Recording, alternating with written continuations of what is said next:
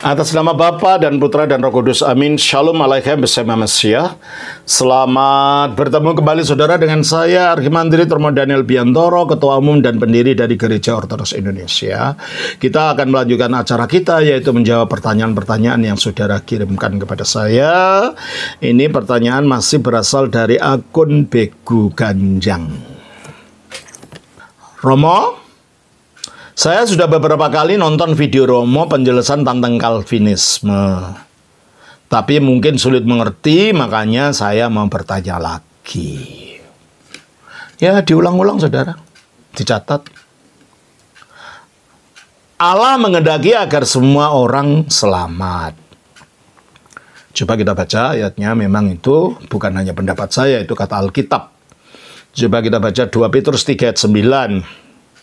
Tuhan tidak lalai menepati janjinya, sekalipun ada orang yang menganggapnya sebagai kelalaian.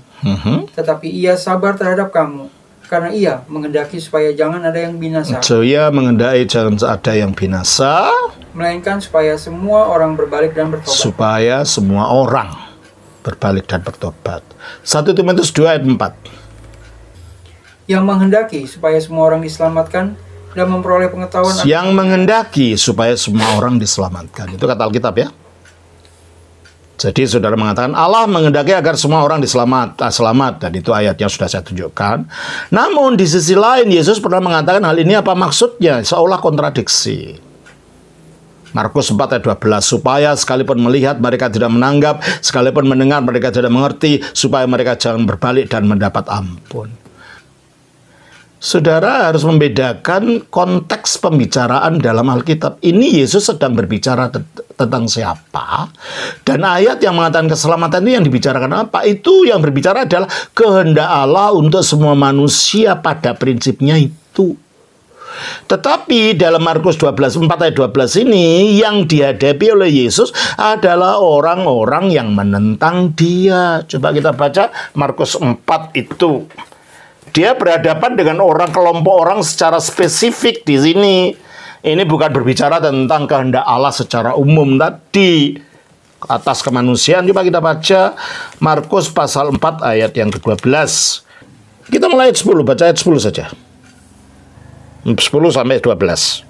Ketika ia sendirian, pengikut-pengikutnya dan ke-12 murid itu menanyakan dia tentang perumpamaan itu. Jawabnya, kepadamu telah diberikan rahasia kerajaan Allah. Kepada para pengikutnya diberi rahasia kerajaan Allah. Jadi memahami apa yang dikehendaki oleh Allah. Terus? Tetapi kepada orang-orang luar. Kepada orang-orang luar yang tidak percaya. Jadi ini maksud orang yang memang tidak percaya. Terus? Segala sesuatu disampaikan dalam perumpamaan. Nah, untuk orang yang tidak percaya, segala sesuatu disampaikan dalam perumpamaan. Supaya apa? Supaya sekalipun melihat, mereka tidak menganggap. Oke, karena mereka sudah tidak percaya pada awalnya.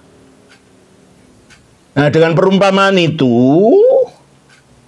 kebenaran yang jelas untuk para rasul, karena mereka diberi pengetahuan diberitahu rahasia kerajaan Allah, orang luar tidak. Maka biarpun mereka melihat, dalam arti diberitahu atau melihat dalam pikiran mereka tentang ajaran itu, mereka tidak dapat menanggap karena memang tidak ada percaya, karena kebenaran itu harus diterima dengan percaya. Sekalipun mendengar, mereka tidak mengerti, orang-orang yang tidak percaya ini. Akibatnya, supaya mereka jangan berbalik dan mendapat ampun, karena memang sudah tidak percaya, ya tidak bisa berbalik. Jadi ini ayat ini berbicara tentang kelompok tertentu, bukan untuk maksud Allah secara umum bagi kemanusiaan. Jadi nggak ada kontradiksi, saudara, antara kehendak Allah untuk kemanusiaan dan antara kelompok yang memang tidak percaya kepada Yesus. Maka akibatnya nih, karena ketidakpercayaan mereka, hati mereka tertutup. Seperti dikatakan dalam 2 Korintus 4 ayat 4. Yaitu orang-orang yang tidak percaya, yang pikirannya telah dibutakan oleh. Ya, pikirannya dibutakan oleh ilah zaman ini, makanya mereka tidak bisa percaya. Di mana kontradiksinya gitu loh? Karena keselamatan itu harus diterima dengan iman dari orang yang mau diselamatkan itu. Ada imannya. Kalau sudah ada percaya, imannya di mana? Kalau tidak ada iman, dia nggak akan mengerti apa yang dimaksud oleh ajaran Yesus. Demikian juga kita baca di dalam Lukas 8 ayat 9. Murid-muridnya bertanya kepadanya, apa maksud perumpamaan? Nah, itu berbicara, ini paralel dari Markus 4 ayat 12 tadi. Terus? Lalu ia menjawab, kepadamu diberi karunia untuk mengetahui rahasia kerajaan Allah. Sama kan? Kepada mereka diberi penerangan untuk mengetahui apa ajaran tentang kerajaan Allah itu. Tetapi kepada orang lain, maksudnya orang yang tidak percaya. Terus? Hal itu diberitakan dalam perumpamaan, supaya sekalipun memandang, mereka tidak melihat, dan sekalipun mendengar, mereka tidak mengerti. Iya, karena tidak ada percaya dalam dirinya. Jadi nggak ada kontradiksi di sini. Ayat lebih panjang, Matius 13 sudah saya tahu ini. Seperti itu kutipan dari Yesaya 6, 9, 10 ya. Karena mereka tidak percaya. Jadi ini tidak berbicara tentang kehendak Allah untuk menyelamatkan, ini tentang sikap manusia. Karena tidak percaya, maka pikiran mereka jadi buta, mereka tidak mengerti dengan perumpamaan yang diberikan oleh Yesus itu.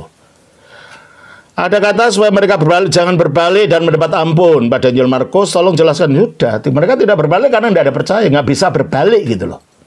Nggak bisa bertobat. Jadi bukan Allah yang menghendaki mereka tidak bertobat, ya karena mereka sudah tidak percaya lebih dulu. Sehingga diberitahu dengan perumpamaan itu. Jelas saudara ya? Saya harap saudara mengerti. Tuhan memberkati. Shalom. Nama Bapa, Putra, Roh Kudus. Amin.